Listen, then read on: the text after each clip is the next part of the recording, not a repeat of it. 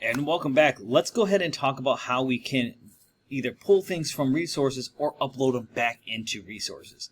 So the first thing I'm going to show is how to take something that's in my resources and bring it here into a course. This is really helpful for example, the beginning of a school year. You have your resources built and you want to pull them into a course without having to manually go through and populate this for multiple sections.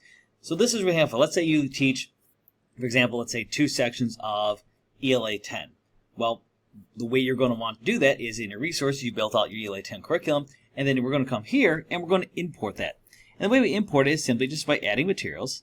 I'm going to import from resources. And I'm going to go to my test collection here. And this, of course, would be what instead of my test collection, you do this for whatever class you're using. So again, if it's ELA 10, you're going to go to your ELA 10 folder. Then I'm going to pull in whatever items I want to pull. And again, you have very granular control here. You can choose to import everything. I can just hit this checkbox right here. It'll bring in everything.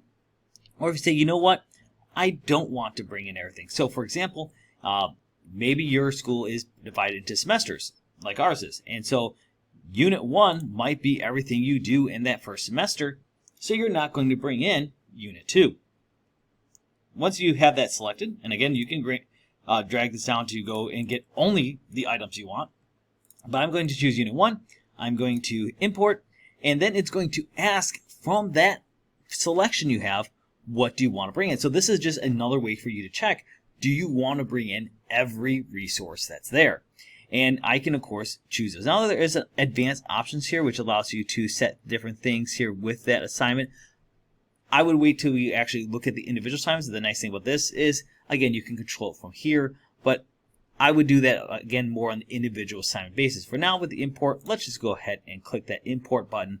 And now you will see I have this Unit 1 here as part of my class. Now, what about taking and putting these back into resources? Well, to do that, it's going to be very similar. We're going to go to Options this time, and we're going to go to Save Course to Resources. Now, you do, of course, have the option to save individual things to resources as well.